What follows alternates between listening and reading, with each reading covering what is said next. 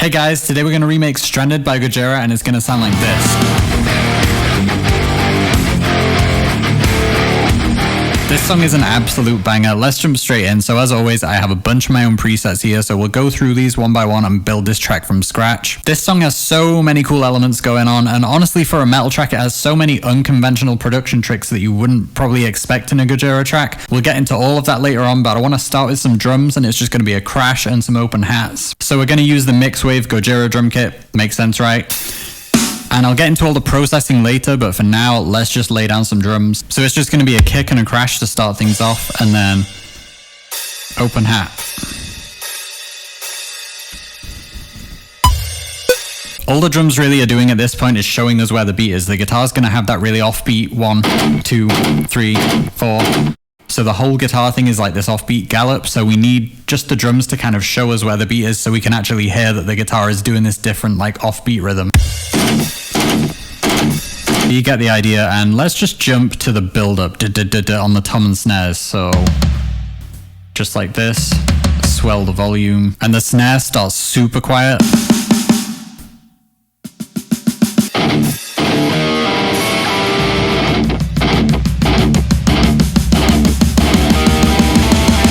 And let's just program in the verse part really quickly since it's so simple. So it's just, let's make that a bit harder. It's just kick and snare, and there's a crash, and then humanize this a little bit.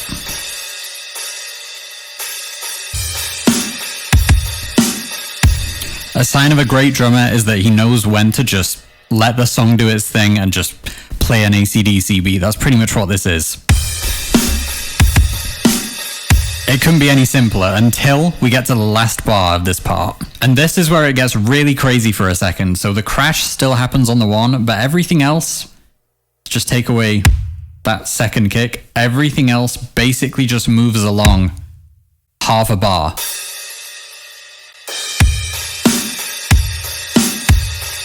Programming the snares at the end here. Bam, bam, ba, ba. And there's a couple of ghost notes on the snare. Right there.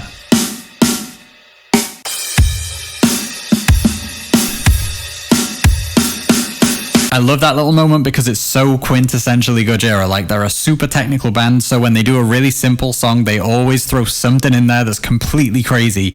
This is that moment in Stranded. It totally throws off the rhythm, and it's just Mario playing around with the drums. Like, the guitars just repeat, they don't change at all, but it sounds like everything suddenly switches up because the drums completely move where the beat is, essentially.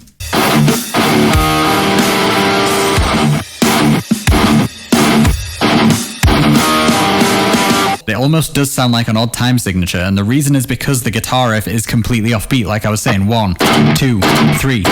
It's completely ignoring the beat. The only thing holding the whole song together is the drums telling you, here's the beat, here's the beat. So you can hear that the guitar's going off. Here, everything moves 1 bar along. It would be an odd time signature if it didn't then catch up to itself here. So it kind of makes up for time that it's added on, like it delays the groove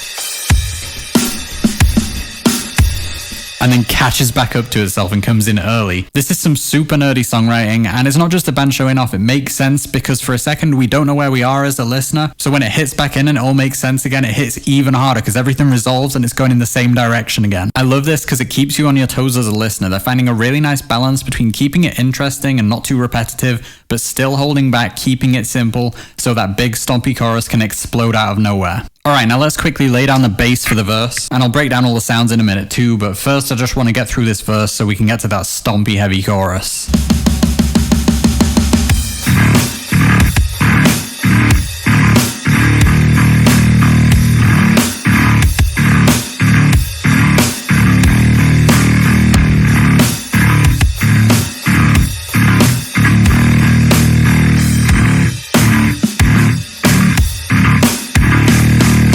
So they're keeping it very, very simple at this stage. It's just the gallop on the open string, and then 1.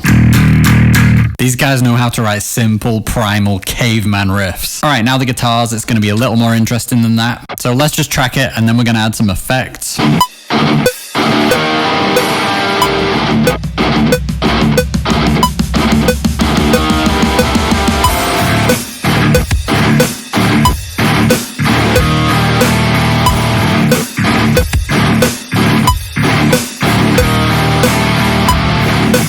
But that doesn't sound quite right yet because we need a whammy. So I'm using the Archetype GOJIRA plugin, which thankfully has a whammy. So I'm just going to automate this exactly how you would with your foot.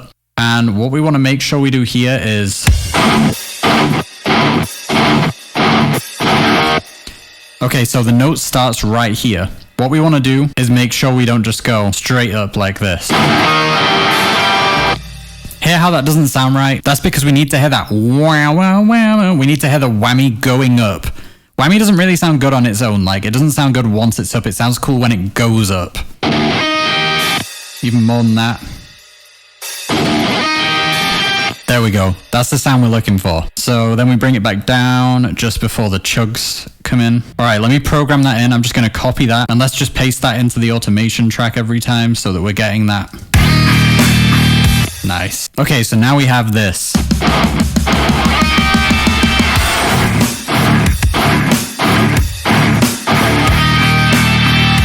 And that's all this riff is, just the offbeat gallops, the cool whammy notes. The only other thing is this little trick that Joe likes to do.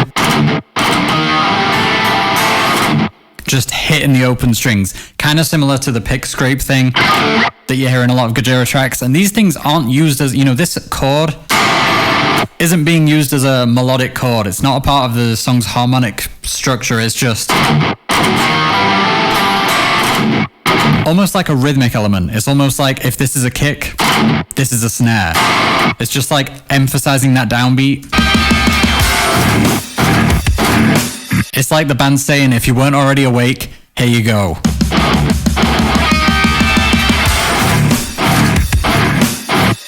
Sick. I love little tricks like that they throw into their songs that are like rhythmic elements on guitar. It's such a GOJIRA thing to do. Anyway, now we're going to get to the main thing I want to focus on today, which is this kick-ass riff.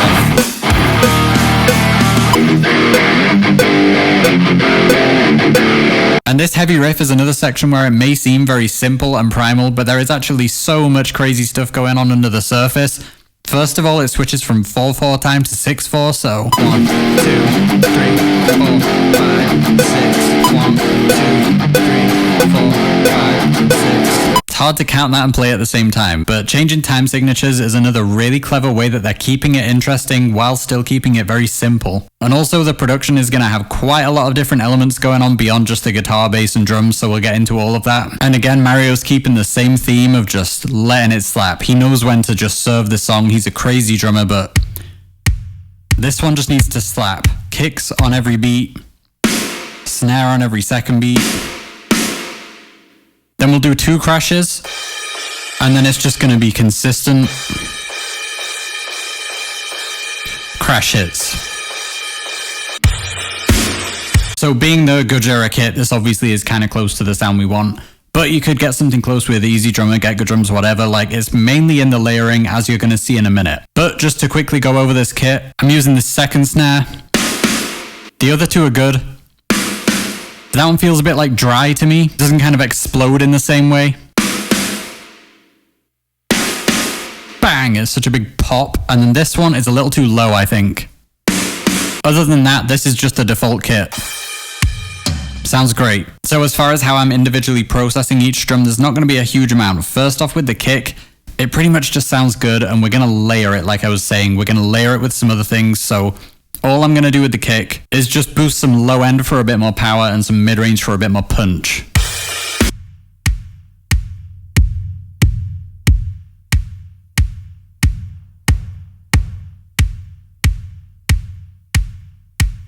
That just helps it feel a little bit more full. That's it for the kick drum. It sounds huge. So all I want out of the snare now is mainly just a little more body in the low mids.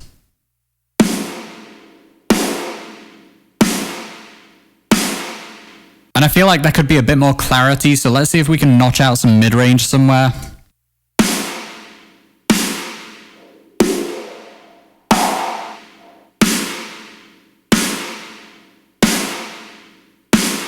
Yeah, that just makes it snap a little harder. It's a little bit without that.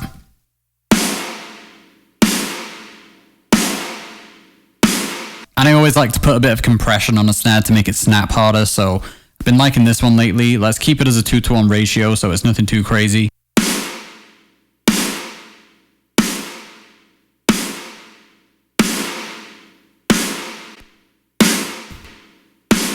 Nice, that hits even harder now. We're just pushing it a little bit harder to get some more snap out of it. And for the cymbals, let's firstly just cut all the low end because we don't need any of that. And I always like to use a little bit of OTT, nothing crazy, but just a little bit on the cymbals, just to really get those highs nice and crisp and up front with a bit of parallel compression.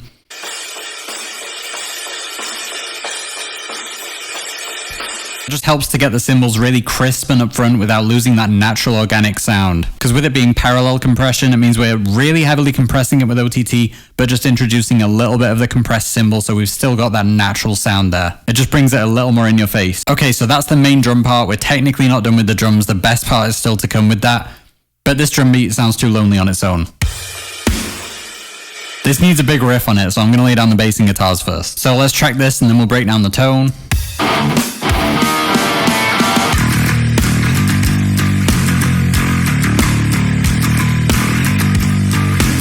Okay, so for the bass amp, we're going to start with this Cubase one called iTech, which I've been loving recently. It's got really nice strong low end, and I like the low end on this because you can really crank it without it getting boomy and overwhelming. It's very strong, but still like tight and focused. So we're starting with that, and then I'm going to use two bass distortions that I've been using in like every video lately, but I love them. So first we have the Quadriphers, which isn't even a bass distortion plugin technically, it's just a multiband distortion. And the reason I like this so much is just because it is multiband, so I can specifically distort the high mids, which is what usually you want to do with bass guitar. Like you want those tight, consistent lows. You don't want to distort them and make them kind of go out of control. So we're not going to touch the low end, but I want to take the high mids and really push those.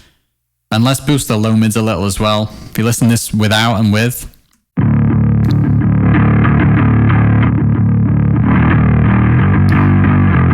Hear how that doesn't touch the low end, but it brings the tone alive in the mid-range. Gives it that kind of grinding metal sound that we need. But it's not 100% there yet, which is why I'm bringing in the same thing I always use once again. Dark Glass Ultra always gives you that grinding mid-range sound that you hear in modern metal bass tones.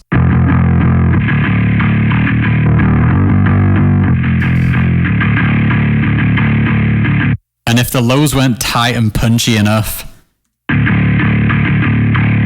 now they are. Love this plugin for a little distortion before the amp. So we're basically starting with that amp because it handles the low end nicely, and then just using the two distortions to bring the higher frequencies alive in the bass tone. So that's our super powerful GOJIRA bass tone. Now let's get to my two favorite parts of this track, the guitar tone and the drum layering. So let's start with our main tone, but we're actually going to be layering a few different guitar sounds here. There's so much more going on in this track than you might think. And this all comes back to what I was saying about this song being built around simple ideas so that it's pounding and heavy and impactful. But if you look a little deeper, they're doing so many cool tricks to keep these simple riffs interesting. So this first tone is just going to be like a standard metal tone that I'll break down in a second. Let's get it laid down.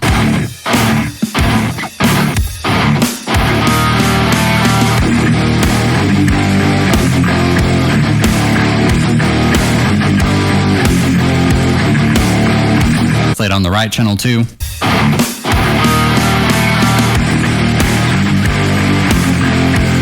This riff always makes me think of like when you're jamming with a band and something magic happens. If you've been in a band, you probably know that feeling. I can just imagine the guys writing this and just being like, fuck yeah, it's so simple, but it's so heavy. So like I said earlier, we're using the neural GOJIRA amp, and I'm actually using this middle amp. So this is the super high gain GOJIRA amp that you would probably expect. But we're actually going to use this crunchier amp. For a standard GOJIRA tone, you'd probably use this one, but for this song and around this album, they were using kind of a less overdriven sound, and that's one thing people often get wrong when they're trying to get the stranded tone. It is a heavily distorted tone, but not to the extent that you're losing that punchy clarity. You really need to hear that pick digging into the strings for this song. And one of the coolest things about Joe's playing is that it is so tight and articulate and aggressive, and you need the gain a little lower to actually hear that coming through on the pick and the strings. For example, if we went with this high gain amp, I can dig in as hard as I want with the pick, but if we've got like the gain up here and it's super overdriven, you're not going to get the dynamics in the same way.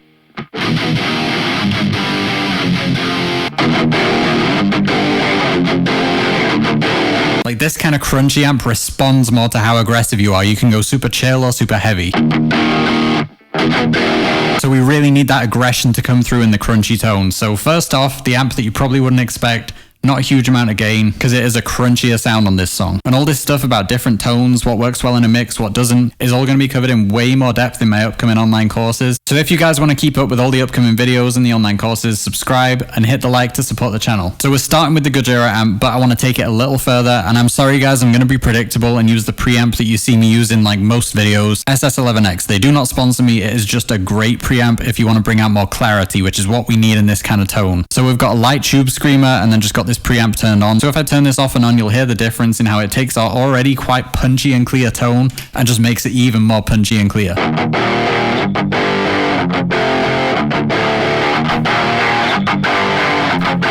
You hear how hard that's just pushing the signal before it even hits the amp. Don't sleep on preamps, such an important thing. Alright, and lastly, all I want to do is some EQ, because we've boosted the highs to get that punchy clarity that I want, but it's got a little bit out of control in the high mids. I'm hearing like around here.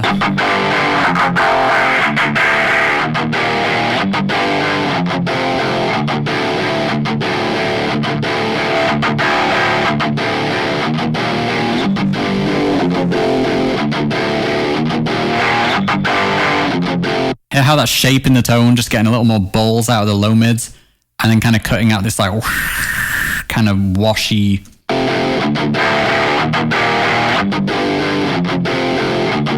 Quite big EQ moves, but we got the tone we wanted, we just need to then tame it so it's going to sit well in the mix. So there we go, that's our main tone, but we are not done yet. So I have these two tracks here which are duplicates of this main tone, but they're turned down a little. So this is going to be like a quieter layer that's still in there but not up front. And the reason for these two tracks is that we're going to introduce some other elements in these ones. Firstly, there's a couple of different notes going on. If you listen carefully to the song, there's actually more than just those simple power chords. I'm hearing thirds.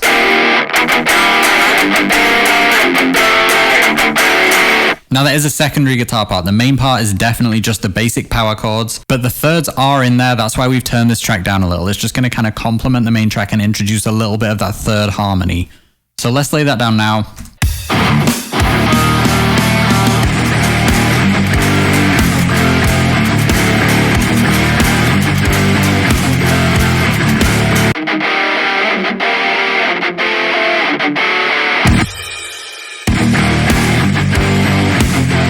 A very unconventional thing in metal to just add some thirds on top of power chords, but that's one thing I love about this band. They love doing unconventional things, they love interesting harmonies, so good job, GOJIRA. And it doesn't stop at the thirds. This is another thing that you kind of have to listen for, but there's some effects going on. It's either a flanger or a phaser or both. If you listen carefully, that clarity is there, which is why we've left the effects off our main tracks. We need just the strong clarity from those metal guitars. But since these are secondary layers, these are a perfect place to add some effects that aren't going to cloud things up, because they're not going to get in the way of those main tracks that don't have effects. So all I'm going to do, if I just loop this,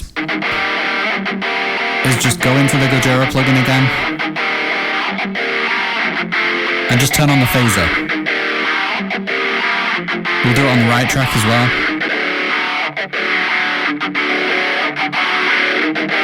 So that sounds kind of extreme on its own, but in the mix it's just going to add a slight bit of that effect.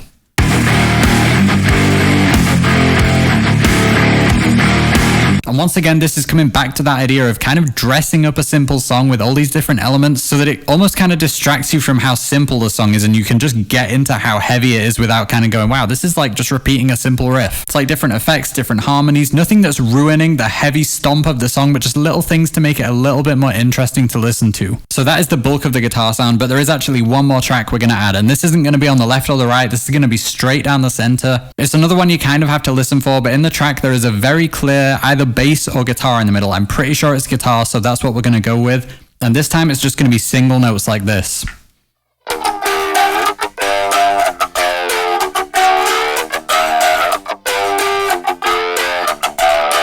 So this tone is almost a clean, kind of slightly crunchy tone. So for anything kind of lower gain, I love to use the 14 Cali, as you guys know by now. So we're using that.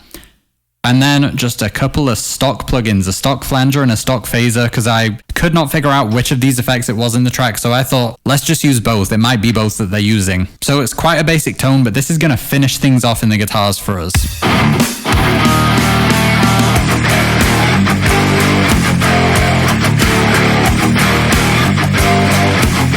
And it's another really smart production trick that they put this track in the center. because it's got all those effects on it. You can hear it kind of swirling around, but because it's in the middle and the guitars are right over on the sides, it's not going to get in the way of anything. It's not going to cloud up the punchy heavy guitars. It's just introducing these effects but keeping them completely out the way of everything else so it doesn't get cloudy or muddy in any way. Okay, so now we have this.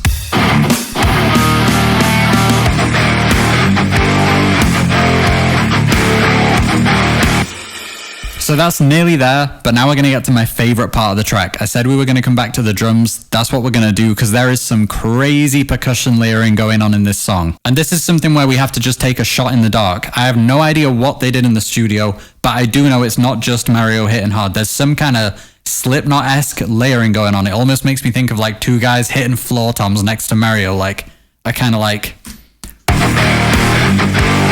You know, it's kind of like a boom, boom, that's bigger than just a kick drum. So we're going to layer 3 percussion sounds here, and they're all quite important for getting the sound from this track. The first one is going to be the ultimate heavy instrument you saw me use in the Bring Me the Horizon video. This is the key to the brutality. You want your songs to sound huge, you want brutality. This is a tambourine. We're bringing it back. It doesn't slap until this guy's in there. And honestly, I can hear a tambourine, or if it's not a tambourine, it's some kind of bells hitting every time the snare hits, like a ching. Another little element you may not have noticed in the song, but I guarantee every time you listen to it now, I've said this, you're gonna hear that tambourine in there. And it does make it feel heavier. I don't know why, it just makes the snare feel like it's hitting harder. And the second layer is gonna be another level of brutal. So if the tambourine didn't hit hard enough for you, wait till you hear the salt shaker. This is another thing that if you listen to the song, it's there through the whole heavy section, and it adds so much to it. It adds like the movement, because it's quite a, you know, like we keep saying, simple. So this kind of, even though it's like a very kind of disco thing to do, it keeps the energy up even though it's a metal track.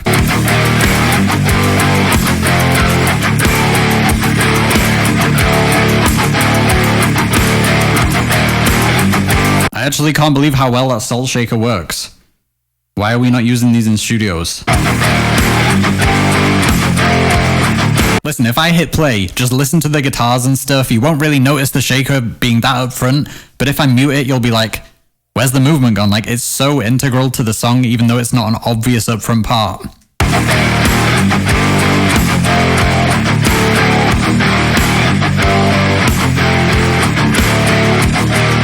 Okay, and the third drum layer, I'm not joking this time, it is actually going to be super, super brutal. Like, swear I'm not joking. So like I was saying before, the kick in this song sounds like more than a kick. It's like a Slipknot.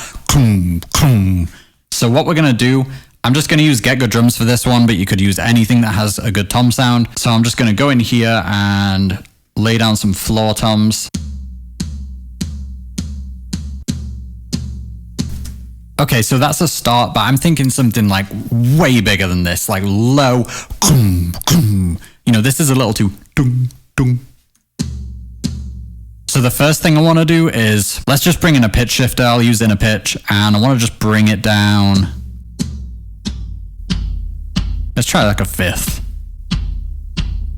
It's a nice powerful low end, but now it just needs to slap way harder, so let's try some distortion, and it's gonna have to be Decapitator. Whenever you're in doubt, Decapitator is the way to go.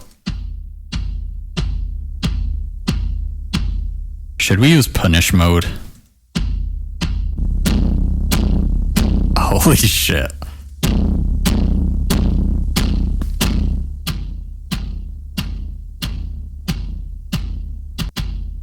That sounds insane. And let's take it even further. We're gonna have to use OTT.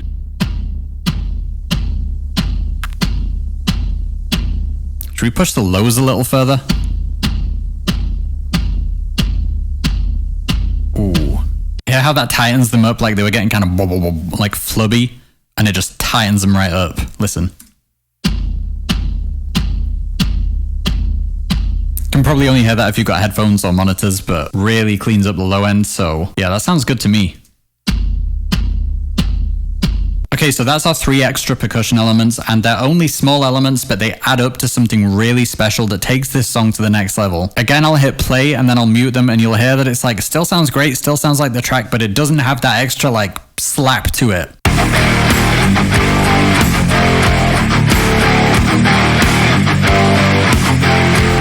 Listen to just all of the drums and then I'll mute those three.